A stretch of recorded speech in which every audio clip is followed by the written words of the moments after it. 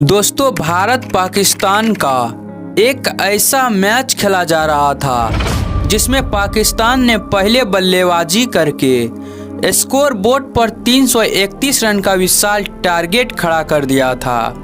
दोस्तों, यह कहानी है साल 2004 की और ये विश्व क्रिकेट का वह दौर था जब पाकिस्तानी खेमे में एक से बढ़कर एक घमंडी गेंदबाज हुआ करता था, जिसके सामने बल्लेबाज एक एक रन के लिए तरस जाया करता था।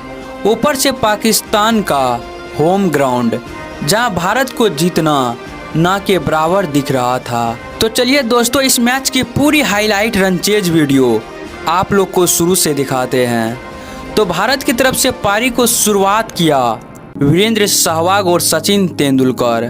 तो वहीं पर पाकिस्तान की तरफ से पारी का फर्स्ट ओवर डालने के लिए आए रावलपिंडी एक्सप्रेस शोएब अख्तर।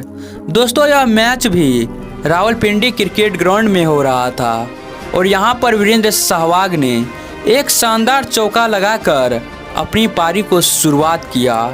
उसके बाद वीरेंद्र सहवाग एक और शानदार चौका लगाकर भारतीय स्कोर बोर्ड को 11 रन तक पहुंचाया।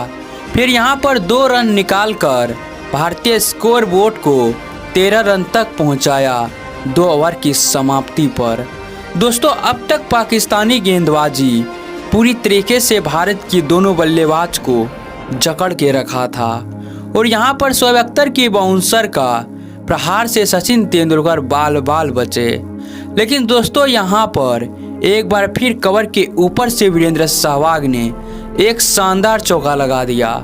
उसके बाद सचिन तेंदुलकर ने भी अपना हाथ खोला और पॉइंट को चीरते हुए एक शानदार चौका लगा दिया। एक बार फिर सचिन ने मिड विकेट को चीरते हुए लॉन्ग ऑन के दिशा में गेंद को भेज दिया और 5 ओवर तक में भारतीय स्कोर बोर्ड को 31 रन तक पहुंचा दिया। और यहां से यह दोनों बल्लेबाज सूझबूझ के साथ ग्राउंड में बैटिंग करने लगा और 8 ओवर तक में भारतीय स्कोर बोर्ड को 50 रन के पार पहुंचा दिया। और यहां पर वीरेंद्र सहवाग ने जोरदार प्रहार किया। हालांकि 1 बाउंस गेंद 4 रन के लिए गया, लेकिन सहवाग का मकसद साफ था दोस्तों, छक्का मारने का। लेकिन दोस्तों, यहां पर शोएब अख्तर की यॉर्कर गेंद का वीरेंद्र सहवाग शिकार हो जाते हैं। भारत का पहला विकेट 51 रन के स्कोर पर गिर चुका था वीरेंद्र सहवाग के रूप में और पाकिस्तान में जीत का डंका भी बजने लगा था। दोस्तों, अब सचिन के साथ देने के लिए आए VVS लक्ष्मण और यहां पर सचिन ने हल्के हाथों से गेंद को दिशा दिखाया। एक और शानदार चौका लगाकर भारतीय स्कोर बोर्ड को आगे बढ़ाने लगा। लेकिन दुर्भाग्य की बात दोस्तों, यहां पर लक्ष्मण भी LBW आउट हो जाते हैं। भारतीय टीम का एक और विकेट 71 रन के स्कोर पर गिर चुका था। दोस्तों, यहां से भारत की ज़रूरत थी एक पार्टनरशिप की जो सचिन के साथ दे और दादा सौरभ गांगुली क्रिकेट ग्राउंड के अंदर आए और यहां पर सौरभ गांगुली भी आउट हो ही गए थे।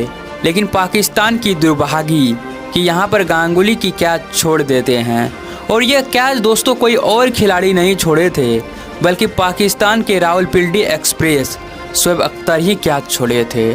और पाकिस्तानी क्रिकेट फैंस अपने खिलाड़ी से निराश हो जाते हैं, क्योंकि जहां अभी 72 पर 2 दिखाई दे रहे हैं, वहीं पर अभी 72 पर 3 दिखाई देता।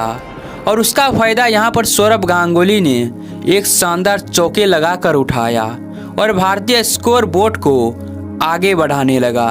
एक बार फिर सचिन तेंदुलकर ने बेहतरीन कलाई का इस्तेमाल किया। दोस्तों, उन दिनों में पूरे विश्व क्रिकेट जानते थे जब तक सचिन ग्राउंड में है, भारत मैच से बाहर नहीं बल्कि पाकिस्तान मैच से बाहर है, क्योंकि सचिन तेंदुलकर उसी अंदाज में ग्राउंड में बैटिंग कर रहा था। और देखते ही देखते भारतीय स्कोर बोर्ड को 100 रन के पार पहुंचा दिया और इसी 1 रन के साथ सचिन तेंदुलकर अपना ऐतिहासिक अर्धशतक को पूरा कर लिया। और यहाँ पर स्टेट में एक शानदार चौका लगाकर भारतीय फैंस को संदेश दिया, अब देखो पाकिस्तानी गेंदबाज की असली कुटाई। सचिन तेंदुलकर और सौरभ गांगुली ग्राउंड में सूझबूझ के साथ बैटिंग कर रहा था और भारतीय स्कोर बोर्ड को तेज रफ्तार से आगे बढ़ा रहा था। लेकिन दोस्तों यहाँ पर सौरव गांगुली आउट हो जाते हैं। भारत की एक और विकेट 140 रन के स्कोर पर गिर चुका था और यहाँ पर शाहिद अफरीदी ग्राउंड में पूरी तरीके से पगला चुका था। लेकिन शायद भूल चुका था शाहिद अफरीदी, अभी भी ग्राउंड में सचिन खुट्टा गाड़ के खड़ा हुआ है।